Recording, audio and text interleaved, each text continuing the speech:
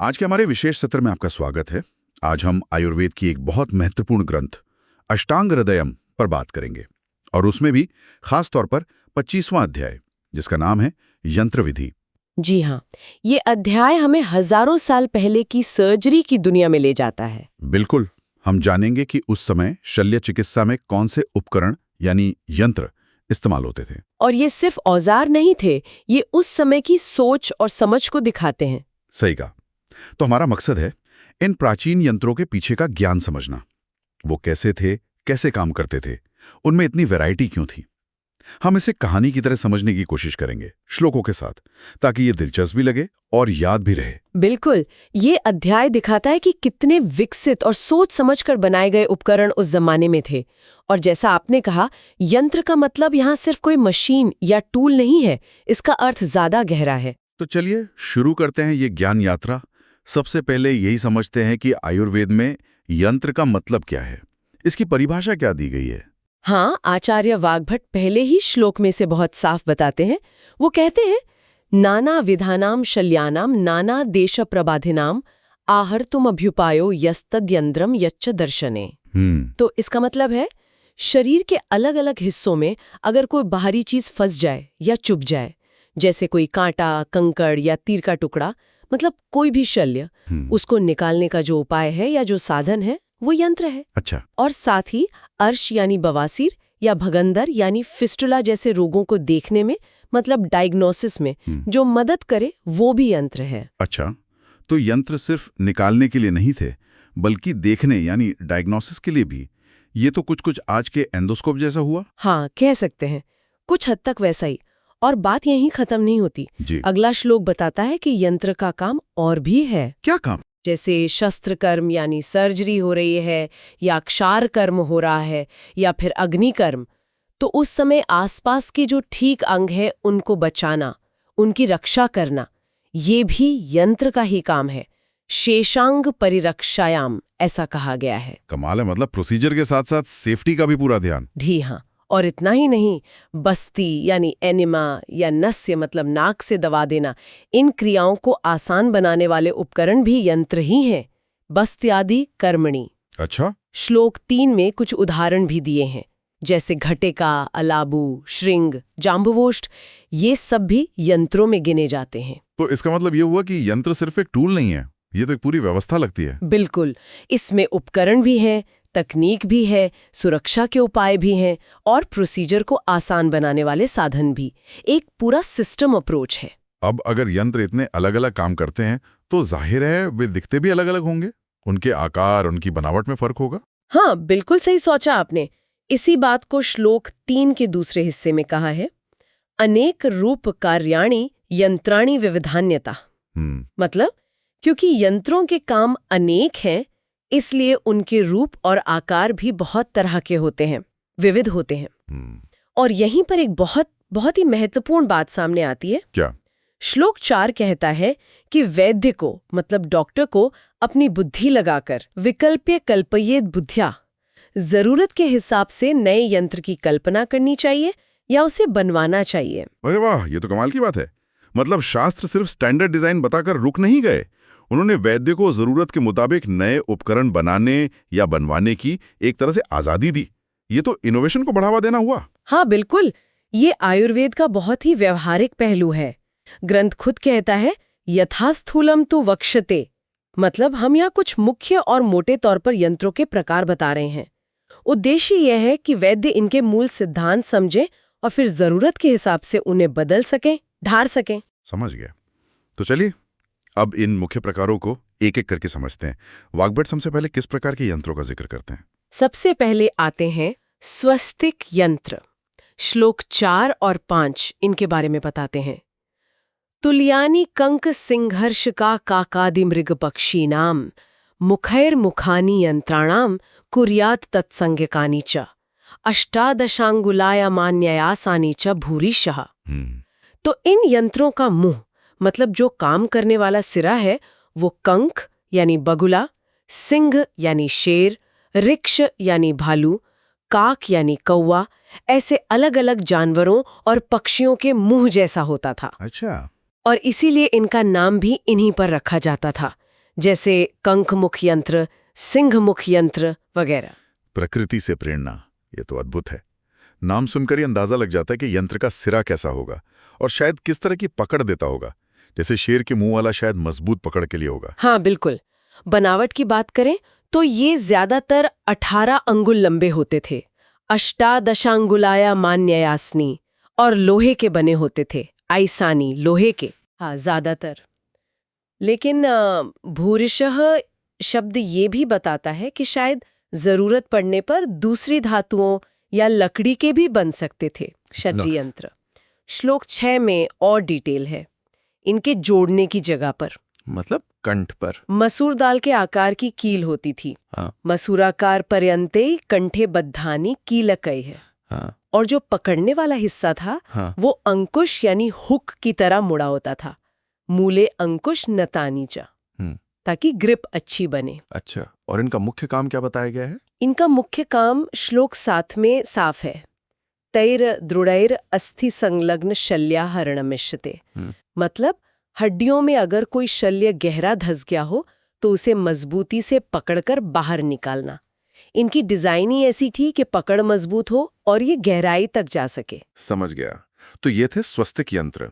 हाँ। अब इनके बाद अगला महत्वपूर्ण प्रकार कौन सा है? अगला प्रकार है संदश यंत्र। हम इन्हें आज की भाषा में फोर्सेप्स या पिंसर जैसा कह सकते हैं। फोर्सेप्स। अच्छा हाँ, श्लोक 7 और 8 में इनका जिक्र है। कीलबद्ध विमुक्ताग्रौ संदंशो षोडशांगुलो त्वक शिरा स्नायु पिशित लग्न शल्यापकर्षणों। तो ये मुख्य रूप से 2 तरह के बताए हैं। एक जो कील से जुड़े होते हैं, कीलबद्ध, इनका अगला सिरा खुला होता है, विमुक्ताग्रौ, और ये 16 अंगुल लंबे होते हैं। और इनका काम? इनका काम है त्वचा, शिरा, स्नायु, मांस, मतलब जो नरम हिस्से हैं, उनमें अगर कोई शल्य फंस गया है या चिपक गया है तो उसे निकालना। त्वक शिरा स्नायु पिशित लग्न शल्यापकर्षणों। ठीक है, ये तो हो गए सामान्य शल्य के लिए। लेकिन अगर कोई बहुत बारीक चीज पकड़नी हो, जैसे आंख की पलक से कोई छोटा बाल निकालना हो, उसके लिए भी कुछ था? जी हाँ, वाग्भट ने इसका भी ध्यान रखा है। बहुत बारीकी से सोचा गया है। श्लोक 8 के अगले हिस्से में एक छोटे 6 अंगुल के संदंश का जिक्र है। षडंगुलो अन्यो हरणे सूक्ष्म शल्योपपक्ष्मणाम। 6 अंगुल का छोटा सा? हाँ, इसका इस्तेमाल खास तौर पर बहुत महीन शल्य निकालने के लिए होता था, जैसे नाक के अंदर का बाल या आंख की पलकों पर कभी कभी छोटे बालों का आते हैं ना, उपपक्ष्म, जो तकलीफ देते हैं, उनको निकालने के लिए। अच्छा। और इसी संदंश श्रेणी में एक और खास उपकरण है, मुचुंडी। इसका जिक्र श्लोक 9 में है। मुचुंडी सूक्ष्म दंतर्जुमूले रुचक भूषणा गंभीर व्रण मांसान मर्मणः शिष्य तस्य च। मुचुंडी, इसकी क्या खासियत थी? इसकी खासियत ये थी कि इसके सिरे पर बहुत बारीक दांत होते थे, सूक्ष्म दंता। ये सीधी होती थी, रिजुअ, और पकड़ने वाले सिरे पर एक छल्ले जैसी डिजाइन होती थी, रुचक भूषणा। और काम? इसका उपयोग होता था गहरे घावों के अंदर से खराब मांस निकालने के लिए, या आंख की कोई सर्जरी हुई हो, जैसे अर्म टेरिजियम की, तो उसके बाद अगर कोई टिश्यू रह गया हो उसे हटाने के लिए। इन उपकरणों की बारीकी देखकर तो लगता है कि उस समय की सर्जरी काफी एडवांस रही होगी। अच्छा, संदंश के बाद अगले यंत्र कौन से हैं? इसके बाद आते हैं ताल यंत्र। श्लोक 10 इनके बारे में बताता है। द्वे द्वादशांगुले मत्स्य तालवत द्वैक लालके तालयंत्रे स्मृते कर्णनाड़ी शल्यापहारिणी। ताल यंत्र, या ताल का क्या मतलब है? यहाँ ताल का मतलब है मछली का तालू या गलफड़े के अंदर का हिस्सा। मत्स्य तालवत मतलब उसका आकार वैसा होता था, स्कूप जैसा। अच्छा, स्कूप जैसा। हाँ, ये यंत्र 12 अंगुल लंबे होते थे और 2 तरह के थे। एक जिसके दोनों सिरे मछली के तालू जैसे हों, द्वेतालक, और दूसरा जिसका सिर्फ एक सिरा ऐसा हो, एक तालक। और इनका काम? इनका मुख्य काम था कान या किसी और नाली जैसे रास्ते, नाड़ी जैसे साइनस वगैरह, उनसे शल्य निकालना। कर्णनाड़ी शल्यापहारिणी। ये चम्मच या स्कूप की तरह चीजों को बाहर निकालते होंगे। समझ गया। तो संधन से पकड़ा और ताल यंत्र से स्कूप करके निकाला। अलग अलग जरूरत, अलग अलग डिजाइन। बहुत बढ़िया। अब आगे बढ़ते हैं। नाड़ी यंत्र। ये नाम सुनकर ही लगता है कि ये काफी महत्वपूर्ण श्रेणी होगी। हाँ, नाड़ी यंत्र बहुत महत्वपूर्ण और विविध है। जैसा नाम से ही पता चल रहा है, नाड़ी मतलब नली, तो ये खोखले ट्यूब जैसे उपकरण होते थे। सुषराणी। श्लोक 11 कहता है कि इनका मुंह मतलब ओपनिंग एक सिरे पर हो सकता है, दोनों सिरों पर हो सकता है या कई जगहों पर भी हो सकता है, एक अनेक मुखा नीचा। और इनके काम क्या क्या थे? इनके काम भी कई तरह के थे। श्लोक 11 और 12 में बताए गए हैं। पहला तो शरीर के अंदर के रास्ते, स्रोत जिन्हें कहते हैं, जैसे नाक, कान, गला, गुदामार्ग, उनमें अगर कोई शल्य फंसा है या कोई रोग है तो उसको देखना। स्त्रोतोगतानाम शल्याणाम आमयानाम च दर्शने। यानी ये पुराने जमाने के एंडोस्कोप या स्पेकमम हुए। हाँ बिल्कुल, एक तरह से वही काम करते थे। दूसरा काम था चिकित्सा क्रियाओं को आसान बनाना। क्रियाणाम सुकरत्वाया, जैसे इनके जरिए दवा डालना या क्षार लगाना या अग्निकर्म करना या घाव धोना या कोई और उपकरण अंदर पहुंचाना। और तीसरा काम था खराब खून या कोई जहर या कोई और तरल पदार्थ, उसको चूस कर बाहर निकालना। आचूषणायचा। अच्छा, सक्शन के लिए भी। और इनका आकार कैसे तय होता था? क्या एक ही नाड़ी यंत्र सब जगह चल जाता था? नहीं, बिल्कुल नहीं। श्लोक 12 में ये बात बहुत साफ लिखी है। तद विस्तारा परिणाह दैर्घ्यम श्रुतोनुरोधता।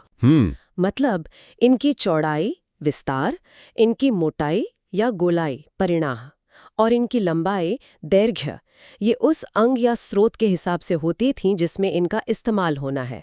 कान के लिए अलग, गले के लिए अलग, योनि या गुदा के लिए अलग। हर अंग के लिए खास डिजाइन। कमाल है। क्या कुछ खास नाड़ी यंत्रों का उदाहरण दे सकती हैं आप, जिनसे इनकी वैरायटी का अंदाजा लगे? जरूर। जैसे गले में कुछ देखने के लिए कंठशल्य अवलोकिनी नाड़े का जिक्र है श्लोक 13 में। फिर बवासीर पाइल्स के लिए अश्व यंत्र है, श्लोक 16 से 18। इसका आकार गाय के थन जैसा बताया है। गाय के थन जैसा? हाँ, और इसमें देखने के लिए मतलब परीक्षण के लिए 2 खिड़कियां होती थीं। और इलाज जैसे क्षार या अग्निकर्म करना हो तो उसके लिए 1 खिड़की वाला यंत्र होता था। और पुरुषों और स्त्रियों के लिए इसकी गोलाई भी अलग अलग बताई है। अरे वाह, इतनी बारीकी। जी। इसी तरह फिस्टुला यानी भगंदर के लिए भी अलग यंत्र था। हाँ। श्लोक 19। फिर योनि के अंदर घाव वगैरह देखने के लिए योनि व्रणेक्षण यंत्र, श्लोक 22-23 का वर्णन है। ये बिल्कुल आज के वेजाइनल स्पेक्युलम जैसा है।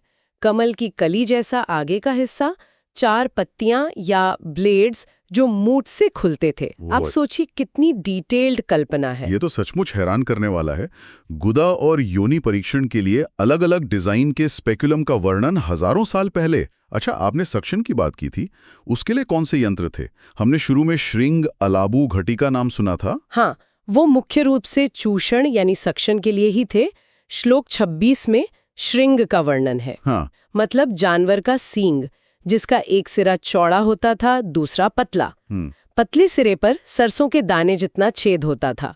अग्रे सिद्धार्थक छिद्रम, उससे हवा खींचकर वैक्यूम बनाते थे और फिर खराब वात, खून या जहर को चूस लेते थे। ठीक है। फिर श्लोक 27 में अलाबू है, यानी सूखी लौकी या तुम्भी। उसके अंदर रुई वगैरह जलाकर अंतःदीप्ता वैक्यूम पैदा करते थे और उसे स्किन पर चिपकाकर खराब कफ और खून, श्लेष्म रक्त हृत खींच लेते थे। और श्लोक 28 में घटी यानी मिट्टी का छोटा बर्तन है, वो भी अलाबू जैसा ही काम करता था, पर उसका एक खास उपयोग पेट की गांठ, गुल्म जिसे कहते हैं, उसे ठीक करने में भी बताया गया है। ये तो बिल्कुल आजकल की कपिंग थेरेपी जैसा लग रहा है। कपिंग का सिद्धांत। हाँ, काफी मिलता जुलता है। ये देखना वाकई आश्चर्यजनक है कि ये तकनीकें कितनी पुरानी हैं। बिल्कुल। अब एक और बड़ी श्रेणी आती है, शलाका यंत्र। ये क्या है? शलाका का मतलब होता है सलाई, रॉड या प्रोब, सीधी ठोस रॉड जैसी। जैसा कि श्लोक 28-29 में कहा है, ये भी अलग अलग कामों के लिए अलग अलग आकार और लंबाई की होती थीं। नाना कर्माकृति नीच यथा योग प्रमाणानी। तो ये ठोस रॉड्स थीं, नाड़ी यंत्रों की तरह खोखली नहीं? इनके कुछ मुख्य काम क्या थे? हाँ, ये ज्यादातर ठोस होती थीं। इनके काम बहुत तरह के थे, बहुत विविध। जैसे कुछ थीं एशनी शलाका, मतलब प्रोब्स, जिनका सिरा केंचुए के मुंह जैसा होता था। गंडूपद मुखे, श्लोक 29 में बताया है। इनका काम था घाव या कोई नाड़ी, साइनस ट्रैक्ट वगैरह, उसकी गहराई और रास्ता पता करना। प्रोबिंग के लिए। हाँ अच्छा, प्रोब्स। हाँ। फिर कुछ शलाकाएं शल्य निकालने के लिए थीं। शल्यहारिणी शलाका श्लोक 29-30।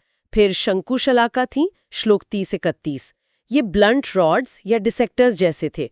इनके सिरे कुंद होते थे। इनका काम था टिश्यू को हटाना, शल्य को हिलाना या निकालना।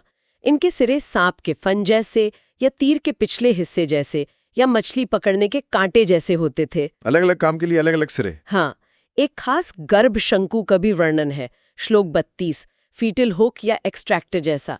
इसका उपयोग प्रसव में फंसे हुए या मृत गर्भ को निकालने में होता था। फिर पथरी निकालने के लिए अश्मिरी आहारण शलाका श्लोक 33।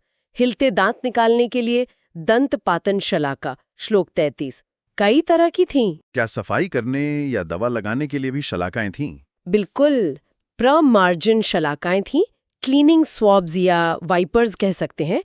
इनके सिरे पर रुई लिपटी होती थी। कार्पास विहितोषुणी शाह श्लोक 34-35। कान नाक गुदा की सफाई के लिए अलग अलग लंबाई की। कान का मैल खूंट निकालने के लिए भी खास कर्ण शोधन शलाका थी श्लोक 35। अच्छा। और इतना ही नहीं, क्षार कर्म या अग्नि कर्म करने के लिए भी विशेष शलाकाएं थीं। और जाम्बवष्ट भी थे जिनका सिरा जामुन जैसा होता था श्लोक 36। हर्निया श्लोक 36-37 या नाक के मस्सों श्लोक 37 को दागने के लिए भी अलग डिजाइन की शलाकाएं बताई गई हैं। लेप वगैरह लगाने के लिए दरवी नाम की शलाकाएं थीं जिनके सिरे उंगलियों के नाखून जैसे आकार के अंदर को धंसे हुए होते थे श्लोक 38। ये तो यंत्रों का एक पूरा शस्त्रागार लगता है। हर छोटे बड़े काम के लिए खास उपकरण। लेकिन क्या सिर्फ यही बनाए हुए उपकरण ही सर्जरी में काम आते थे या कुछ और चीजें भी थीं जो मदद करती थी? ये बहुत अच्छा सवाल है और आयुर्वेद इसका भी जवाब देता है। उन्हें कहा गया है अनुयंत्र। अनुयंत्र मतलब सहायक यंत्र? हाँ, सहायक साधन या उपाय कह सकते हैं। ये पारंपरिक यंत्र नहीं है, पर शल्य कर्म में उतने ही जरूरी हो सकते हैं। श्लोक 39 और 40 इनकी एक लिस्ट देते हैं। अनुयंत्राणे अयस्कांतर रज्जु वस्त्राश्म मुद्गराहा वध्रांत्र जिह्वा बालाश्च शाखा नख मुख द्विजाः कालः पाकः करः पादो भयम हर्षश्च। इसमें तो बहुत कुछ है। चुंबक, रस्सी, कपड़ा, पत्थर, हथौड़ा, चमड़े की पट्टी। आंत, बाल, टहनी, नाखून, मुंह, दांत, ये सब समझ आता है कि शायद किसी ना किसी तरह काम आते होंगे। लेकिन काल, समय, पाक मतलब पकना, और ये भय और हर्ष, डर और खुशी, ये कैसे सहायक यंत्र हुए? ये तो बहुत ही अनोखी बात है। हाँ, है ना? और यही आयुर्वेद की खासियत है, उसकी समग्र दृष्टि। वो मानता है कि चिकित्सा सिर्फ उपकरणों का खेल नहीं है। रोगी की मानसिक स्थिति बहुत मायने रखती है। उसे दिलासा देना, हिम्मत बढ़ाना, हर्ष या कभी कभी किसी जरूरी लेकिन तकलीफदेह प्रक्रिया के लिए उसे मानसिक रूप से तैयार करना, शायद भय का सीमित, कंट्रोल किया हुआ उपयोग, ये भी इलाज का हिस्सा है। अच्छा। और प्राकृतिक प्रक्रियाएं जैसे सही समय का इंतजार करना या फोड़े का पकना, पाक, ये भी तो मदद करती हैं। हाथ, कर और पैर, पाद भी तो यंत्र की तरह काम करते हैं कई बार। हाँ। तो चिकित्सक को अपनी बुद्धि और विवेक से उपायविद प्रविभजेदालोच्य निपुणन धिया, इन सब का सही इस्तेमाल करना होता है। ये तो सचमुच सोचने वाली बात है। चिकित्सा सिर्फ शरीर तक सीमित नहीं है। अच्छा, तो संक्षेप में ये सारे यंत्र और अनुयंत्र मिलकर क्या-क्या काम करते थे? इनके मुख्य फंक्शंस क्या थे? हाँ, श्लोक 41.5 में इन यंत्रों के मुख्य कामों की मतलब कर्मों की एक लिस्ट दी गई है। निर्घात नून मथन पूरण मार्ग शुद्धि संव्यूहना हरण बंधन पीड़नानि आचूषणोन्मनना नाम नचाल भंग व्यावर्तरणोर्जुकरणानि च यंत्र कर्म। बाप रे, ये तो बहुत सारे काम हैं। जी हाँ, इसमें करीब 15 मुख्य काम गिनाए गए हैं, जैसे निर्घातन हिलाकर निकालना, उन्मथन मथना या प्रोबिंग, पूरण भरना, मार्ग शुद्धि रास्ता साफ करना, संव्यूहन हटे हुए अंग को सही जगह लाना, आहरण खींच कर निकालना, बंधन बांधना, पीड़न दबाना, आचूषण चूसना, उन्मनन ऊपर उठाना, नामन नीचे दबाना, चालन हिलाना, भंग तोड़ना जैसे पथरी को, व्यावर्तन घुमाना और ऋजुकरण टेढ़े को सीधा करना। ये लिस्ट दिखाती है कि कितने अलग अलग तरह के सर्जिकल मैनूवर्स उस समय किए जाते थे। इतने सारे यंत्रों और उनके इतने सारे कामों को जानने के बाद एक सवाल मन में आता है, क्या इनमें से किसी एक यंत्र को सबसे बेस्ट, सबसे महत्वपूर्ण माना गया है? हाँ, बिल्कुल। आचार्य वाग्भट ने एक यंत्र को प्रधानता दी है, सबसे मुख्य माना है। श्लोक 42.5 कहता है, विवर्तते साध्ववगाहते च ग्राह्यम गृहीत्वोद्धरेते च यस्मात् यंत्रेष्वतः कंकमुखम प्रधानम स्थानेषु सर्वेषु अधिकारियच्च। अच्छा, कौन सा यंत्र? कंकमुख यंत्र, वही बगुले के मुंह जैसा स्वस्तिक यंत्र। कंकमुख। उसे क्यों सबसे मुख्य माना? क्योंकि वाग्भट कहते हैं ये अच्छी तरह घूम सकता है, विवर्तते साधु, गहराई तक आसानी से पहुंच सकता है, अवगाहते च, पकड़ने वाली चीज को मजबूती से पकड़ लेता है, ग्राह्यम गृहीत्वा, और उसे असरदार तरीके से बाहर निकालता है, उद्धरते च, का और हर स्थिति में काम आ सकता है। सर्वेषु स्थानेषु अधिकारे, इसकी कार्यक्षमता मतलब इफेक्टिवनेस और इसकी वर्सेटैलिटी मतलब बहुउपयोगिता, यही इसे सर्वश्रेष्ठ बनाती है। ये जानकारी तो वाकई आंखें खोलने वाली है।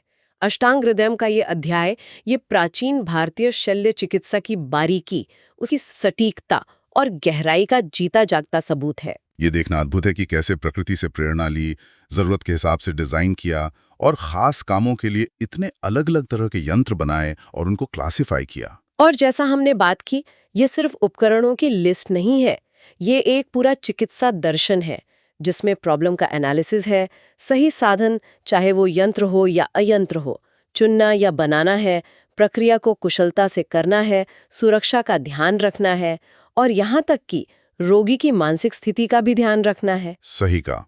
और कंकमुख यंत्र को जो प्रधानता दी गई है, वो ये भी दिखाता है कि उस समय भी एफिशिएंसी और वर्सेटैलिटी को कितना महत्व दिया जाता था। आज हमने अष्टांग हृदय के यंत्र विधि अध्याय रूपी सागर से ज्ञान के कुछ मोती चुने हैं, और ये ज्ञान सिर्फ आयुर्वेद से जुड़े छात्रों, डॉक्टरों या शोधकर्ताओं के लिए ही नहीं, बल्कि हर उस व्यक्ति के लिए रोचक और प्रेरणा देने वाला है जो भारत के समृद्ध वैज्ञानिक और चिकित्सा इतिहास को जानना चाहता है। बिल्कुल, और ये हमें सोचने पर भी मजबूर करता है।